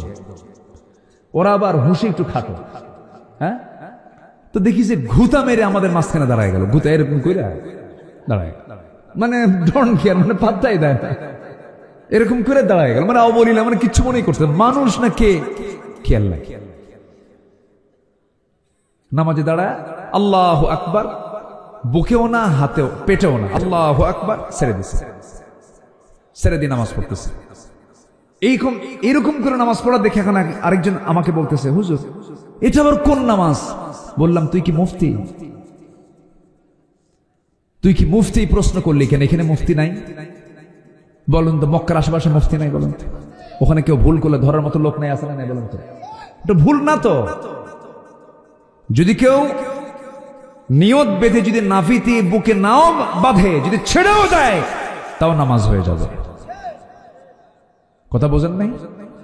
অথচ এগুলো নিয়ে লাগে ঘন্টার পরে ঘন্টা তর্ক বিতর্ক। সুদের প্রশ্ন একটাও করে না,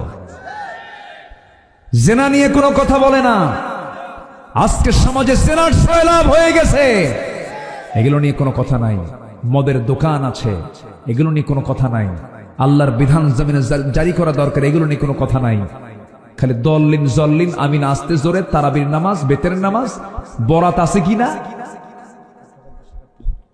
8 রাকাত 20 রাকাত ফরজ নামাজের পরে মোনাজাত আছে কিনা, এই হচ্ছে ওদের জ্ঞানের পুঁজি, ঠিক কিনা? এই হচ্ছে ওদের জ্ঞানের পুঁজি। এগুলোকে পাত্তা দিবেন না। আবার বলে অমুক দল হারাম, অমুক দল হারাম, তুই নিজেই হারাম। আসতে কোন কেন? যে কয় অমুক দল হারাম, অমুক দল হারাম, অমুক দল, ওর মধ্যে কোনো হালাল নাই, খালি হারামই আছে। শুনুন, সুস্পষ্ট একটা কথা শুনুন। ইমাম ইবনে তাইমিয়া বলেছেন,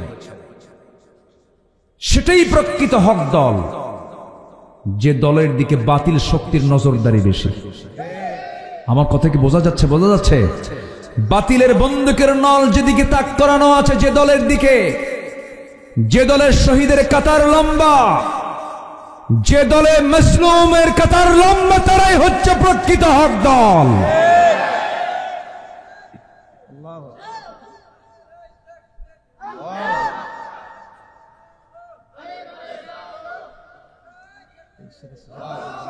হ্যাঁ, তাই জেলে ছিলেন? মামলা 5টা মাত্র।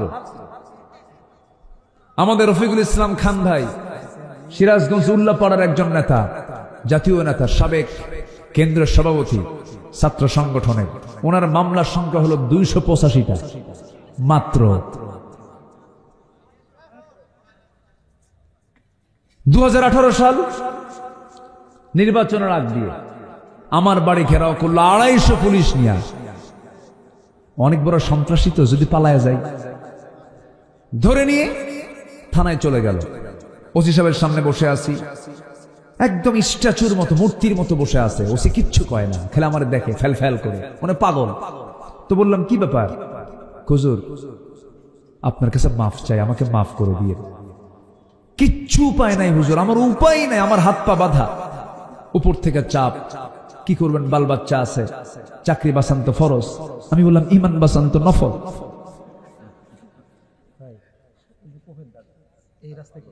শেষ পর্যন্ত আমাকে নিয়ে একটা টিম গঠন করে জোরপূর্বক আরো কয়েকটা মামলা আরো যোগ দিয়া চালান করে দিল হলো কোর্টে। কোর্টের জজ আমার দিকে তাকায়া খালি এরকম করে, সেনে এরকম করে যে এমন মামলা দিছে, জামিন তো হবেই না। আমিও জানি হবে না, সমস্যা নেই। চলে গেলাম জেলখানা। মেইন গেট দিয়ে ঢোকা মাত্রই দেখি এক মুরব্বী আমাকে দেখে, সাদা দাড়ি, মুখে একটা দাঁতও নাই। আমাকে দেখা মাত্রই ভাঙ্গা মুখে সালাম একখান লম্বা দিয়ে বলে, হুজুর আপনি জেলখানায় ঢুকছেন? খুব খুশি হলাম। তো বললাম, জেলখানায় ঢুকলে কেউ খুশি হয়? হুজুর কি করব, কত মাহফিলে গেছি আপনার, কিন্তু এত চেষ্টা করছি মুসাফা করব, একটু আলিঙ্গন করব, পাইলামই না আপনাকে। আল্লাহ শেষ পর্যন্ত কি সুন্দর রহমত, আল্লাহ আপনি আমার সামনে ধরা দিলেন, দোয়া করি আপনি জেলখানায় থাকেন। কি কথা কি বুঝতেছেন? এরপরে বললাম, চাচা ভালো কথা, তো আপনি জেলখানায় কেন নাতিপুতি থুইয়া? কে বাবা, বোমা হামলা, বোমা হামলা, মানে ওনার নামে বোমার মামলা দিচ্ছে। এগুলো করেছে। সম্মানিত বন্ধুগণ, সম্মানিত ভাইয়েরা, একটা ইতিহাস থেকে শিক্ষা নেওয়ার দরকার আছে না নাই? বলেন তো আছে না নাই? আজকেও যারা চাঁদাবাজির খবর আমাদের কানে আসতেছে, একজন কিন্তু পালানোর সময় না পেয়ে ভাঙ্গা হেলিকপ্টারে বিদায় নিয়েছে। এগুলো যদি আবার অব্যাহত কেউ রাখেন, এগুলো যদি করতেই থাকেন, ও তো ভাঙ্গা হেলিকপ্টারে পালাইছে, ভাঙ্গা হেলিকপ্টারও কিন্তু জুটবে না। আসতে বলবেন না, জোরে বলুন ঠিক কিনা? স্বচ্ছতা নিয়ে চলবো আমরা। সত্যির কোনদিন পরাজয় হতে পারে। আলা ইন্না হিজবাল্লাহি হুমুল গালিবুন। বলুন তো এই লোকের কি দোষ ছিল বলেন? ওনার কপালে এই যে আঘাত, চাপাতের আঘাত মেরে রক্তাক্ত করে দিয়েছে। আল্লামা সাঈদীর কি দোষ ছিল বলুন তো? ফেরেশতা চরিত্রের একজন মানুষ। অসংখ্য আলেমকে জেলখানায় রেখে আল্লামা সাঈদীকে রিমান্ডে নিয়ে হিন্দু পুলিশ দিয়ে তার গালে থাপ্পড় মারা হয়েছে। কম কিছু করা হয়নি।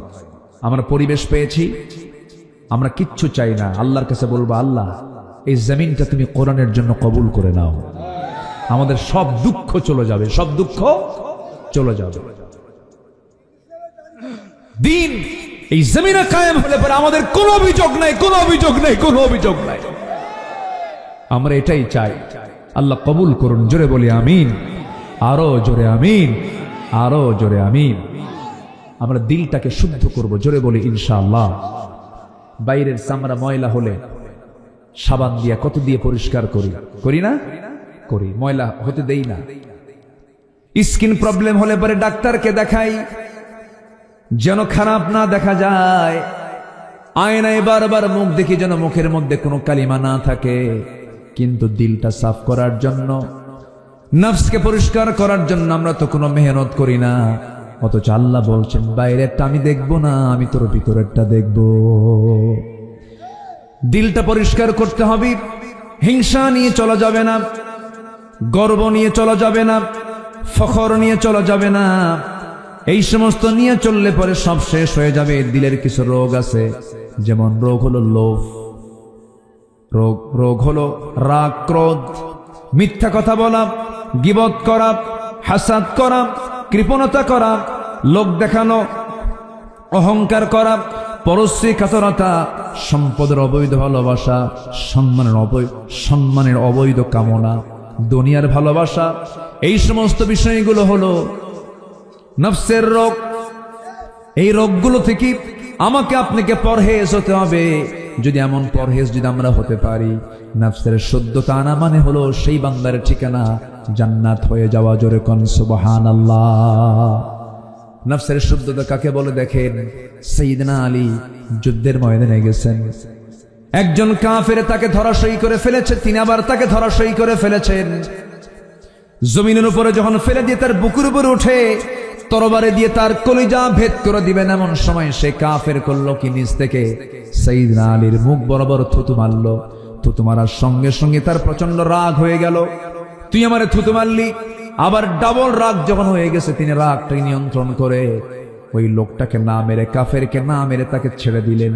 সঙ্গে সঙ্গে লোকটা বলছে, তুমি আমাকে, এখন তো রাগ বেশি হয়ে তুমি আমাকে মেরে ফেলার কথা, আমি তোমাকে থুতু দিয়েছি মুখে। তিনি বললেন, কিছুক্ষণ আগে আমার যে রাগটা ছিল একমাত্র আল্লাহর জন্যই ছিল। তুই দিনের দুশ্মন, এই জন্যই তোকে মেরে ফেলবো। কিন্তু দ্বিতীয়বার যখন তুমি আমার মুখে যখন থুতু মেরেছ, আমার ব্যক্তিগত রাগ চলে আসছে। আমার ব্যক্তিগত রাগ আসার কারণে আমি যদি তোমাকে মারতে যাই, সেই দিন কিয়ামতের দিন আল্লাহ রাব্বুল আলামিন আমাকে খুনির কাতারে দাঁড় করাবেন। এই জন্য তোমাকে ছেড়ে দিলাম। সুবহানাল্লাহ বলবেন না? এটাই হচ্ছে নফসের শুদ্ধতা। ফ্রেশ থাকতে হবে, ফ্রেশ রাখতে হবে আমার বন্ধুগণ। এরপর আল্লাহ রাব্বুল আলামিন সফলতার জন্য বলছেন, নাম্বার 1 হলো ঈমান আনা, নেক আমল করা। নাম্বার 2 হলো পরিশুদ্ধিতা নিয়ে চলে আসা। নাম্বার 3 হলো সত্যবাদী হওয়া। কি হওয়া বলেন? সত্যবাদী হওয়া। সত্যবাদীর জন্য সফলতা। নাম্বার 4 হলো তাকওয়া অর্জন করা। মাইয়ুতিইল্লাহা ওয়া রাসূলাহু ওয়া ইয়াখশাল্লাহ ওয়া ইয়াত্তাকিহি ফাউলাইকা হুমুল ফাইজুন। নাম্বার 5 হলো ধৈর্যশীল হওয়া। ধৈর্যশীলের সঙ্গে কে আছেন বলেন? বিমা সাবারু আন্নাহুম হুমুল ফাইজুন। নাম্বার 6 হলো আল্লাহ এবং তার রাসূলের আনুগত্য করা। আনুগত্য করবে যে সফল হবে সে। ওয়া মাইয়ুতিইল্লাহা ওয়া রাসূলাহু ফাকাদ ফাযা ফাওজান আযীমা। জোরে বলুন আল্লাহু আকবার। নাম্বার 7 হলো সৎ কাজের আদেশ এবং অসৎ কাজের বাধা যারা দেবে তারা সফল হয়ে যাবে।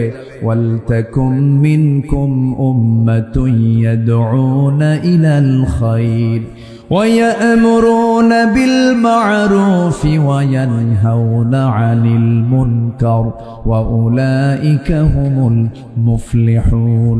নাম্বার 8 হলো যারা তওবা করবে তারা সফল হবে। তুবু ইলাল্লাহি জামিআন আইয়ুহাল মুমিনুনা লাআল্লাকুম তুফলিহুন। জোরে বলুন আল্লাহু আকবার। নাম্বার 9 হলো প্রকৃত মুমিন হওয়া। কি মুমিন হওয়া? আমার দেশে বহু লোকের নামই আছে ঈমান আলী। কি নাম আছে? ঈমান আলী, কিন্তু নামাজই পড়ে না। নাম হলো রমজান আলী। রমজান মাসে দুপুরবেলা ভাত খায়, আছে কিনা বলেন? নাম হলো ফজর আলী। ঘুম থেকে সকাল 10টার দিকে ওঠে। নাম রাখছে কি? ফজর আলী। কোনো ঘুম থেকে জাগে না। নাম দিয়ে তো কাম হবে না, বংশ দিয়েও কাম হবে না। বংশ দিয়ে কাম হলে পরে আবু লাহাব জান্নাত পেত। আমার নবীর বংশ কুরাইশ, আবু লাহাবের বংশ কুরাইশ। বাবার পরিচয় দিয়ে জান্নাত পেলে পরে তো নূর ইসলামের ছেলে কেনানো জান্নাত পেয়ে যেত। আবার ছেলের পরিচয় দিয়ে বাপ জান্নাত পেলে তো ইব্রাহিম আলাইহিস সালামের বাবা আজরও জান্নাত পেয়ে যেত। জান্নাত পাওয়ার জন্য শর্ত হলো ঈমান। ফ্রেশ ঈমান থাকতে হবে, মুমিন হতে হবে, প্রকৃত মুমিন হতে হবে। قد أفلح المؤمنون الذين هم في صلاتهم خاشعون والذين هم عن اللغو معرضون والذين هم للزكاة فاعلون। জোরে বলুন আল্লাহু আকবার। ইমানদার কি করবে? ইমানদার নামাজ পড়বে, ইমানদার বাজে কথা ছাড়বে, ইমানদার যাকাত দেবে, ইমানদার লজ্জাস্থানে হেফাজত করবে, ইমানদার আমানত রক্ষা করবে, ইমানদার ওয়াদা রক্ষা করবে। সর্বশেষ ইমানদার নামাজের যত্নশীল হবে। আল্লাহ নিজে বলে দিচ্ছেন, আমি তোর হাতে জান্নাতের চাবি দিয়ে দেব। জোরে বলে সুবহানাল্লাহ। নামাজ পড়বেন 5 ওয়াক্ত। কারা কারা হাত তুলে দেখেন দেখি। জোরে বলি ইয়া আল্লাহ। আর জোরে বলি ইয়া আল্লাহ।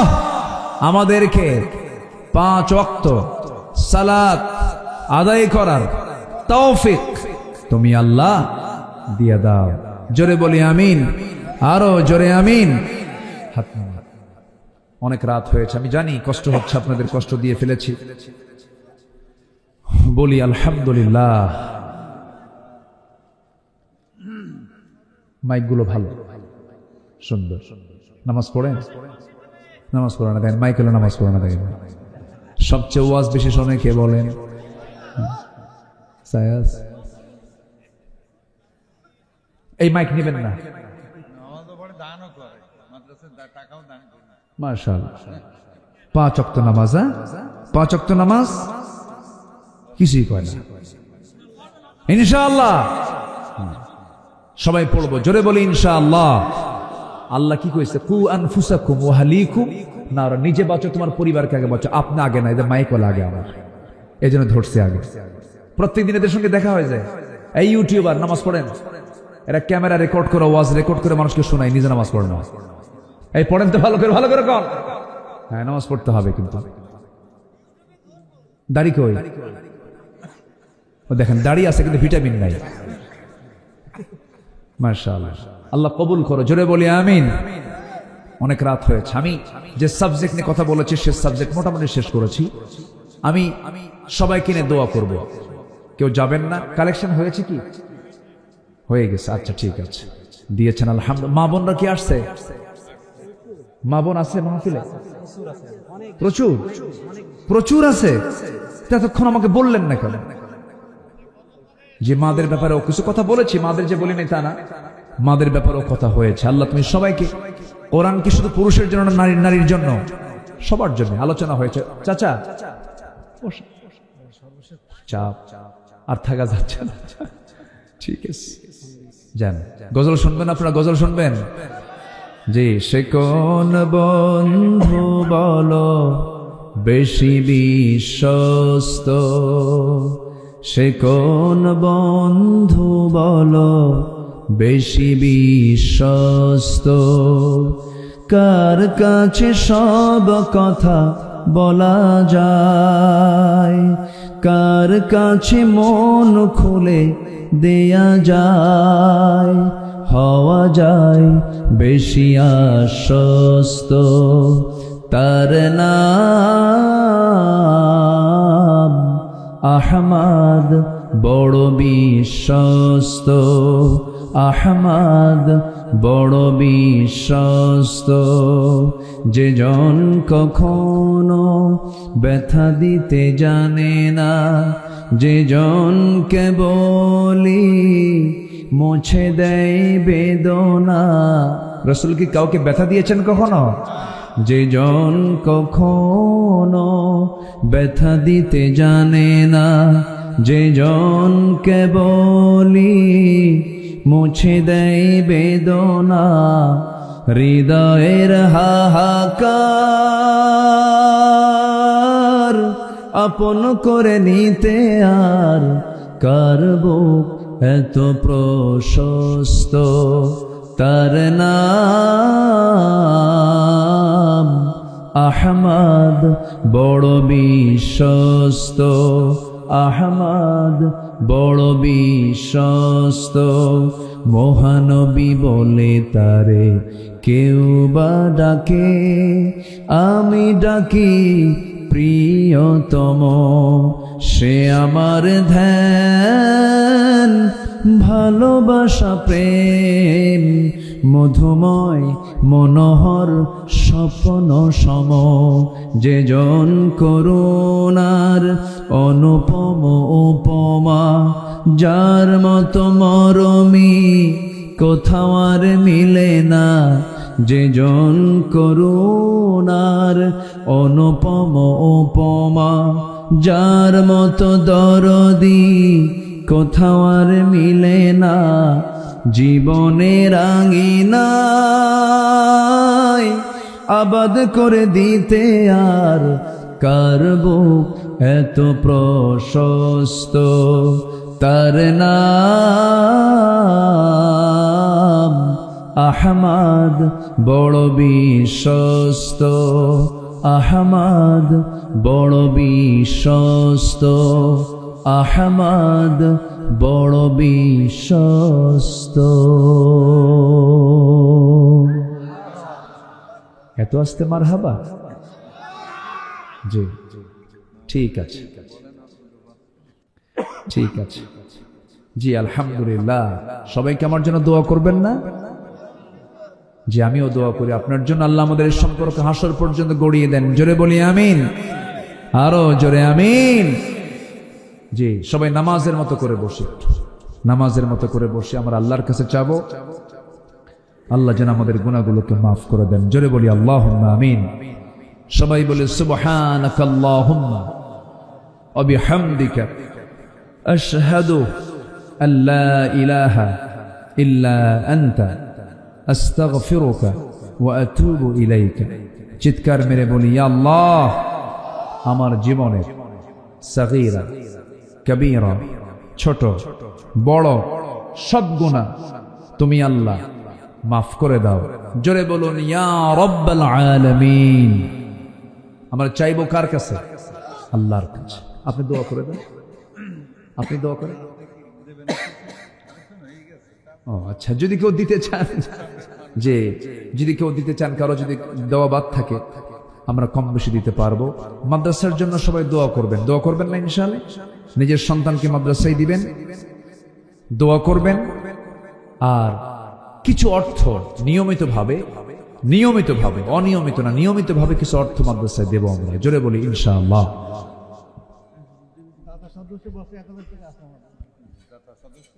কত আছে তাও বছরে? কতজন আছে? 400-র মতো। মাশাআল্লাহ। জি, আল্লাহ পাক এটা 1000 বানায় দিক সদস্য। আল্লাহ কবুল করুন। জোরে বলি আমিন। জি, আপনি দোয়া করে দেন। জি, আমরা সবাই আল্লাহর কাছে চাই। অনেক রাত হয়েছে, ফজর পড়বো না আমরা ইনশাআল্লাহ? ফজর পড়বো না? জি, ফজর যেন কারো কাজা না হয় সেদিকে একটু খেয়াল করা উচিত আমাদের। জি, যতটুকু হয়েছে আমরা এখন দোয়া করি।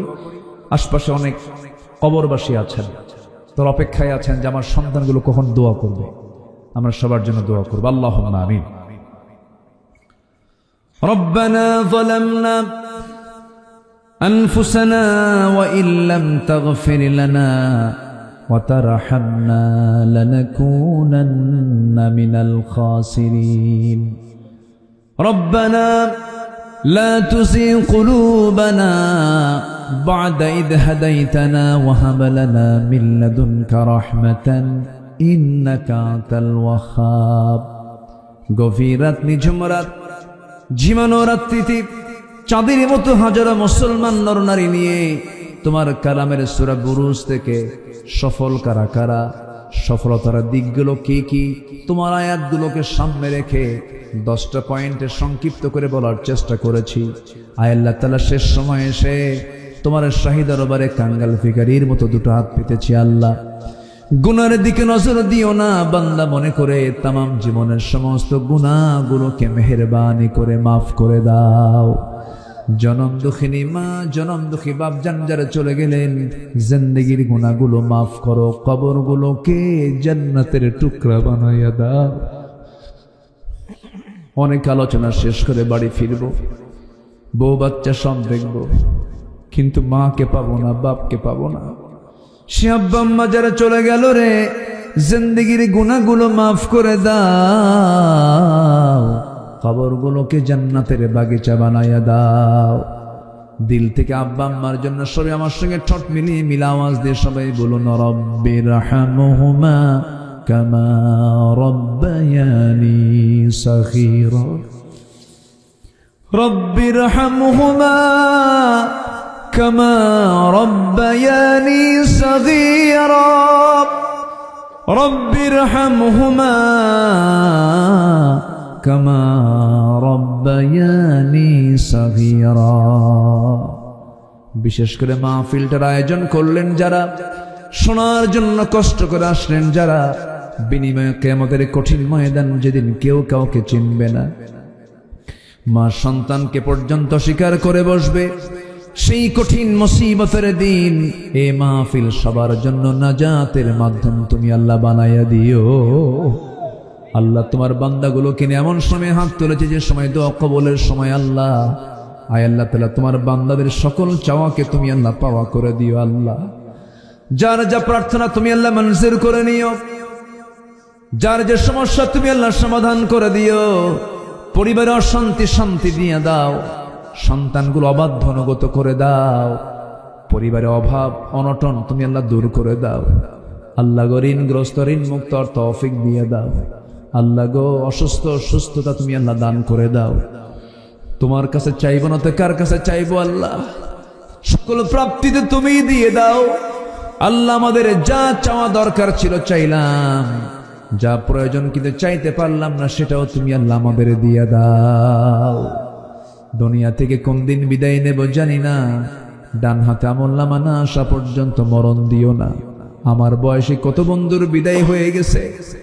আমার পাশের আমার ফারুক ভাইয়ের সঙ্গে আজকে 20 বছর পরে দেখা, যদি বেঁচে থাকা হয় তখন তো দেখা হয়, কিন্তু আমার এই বয়সে কত বন্ধুকে হারায় ফেলেছি। আল্লাহ গো, এত বড় বাস্তবতা, কোন দিন মরবো কেউ তো জানি না। আমাদের এই সম্পর্ক তুমি আল্লাহ দয়া করে হাসর পর্যন্ত গড়াইয়া দিও। আল্লাহ,